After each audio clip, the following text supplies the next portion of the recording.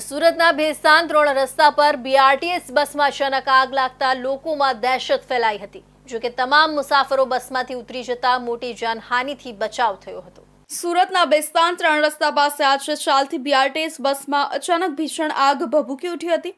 ઘટના સ્થળે તરત જ અફરાતફરી મચી ગઈ હતી। જો કે સદનસીબે તમામ મુસાફરો સમયસર બસમાંથી ઉતરી જતા મોટી જાનહાનિ ટળી હતી। પ્રાથમિક માહિતી મુજબ બસ ભેસ્તાનથી પસાર થઈ રહી હતી ત્યારે ટેકનિકલ ફોલ્ટના કારણે અચાનક આગ લાગી હોવાનું અનુમાન છે।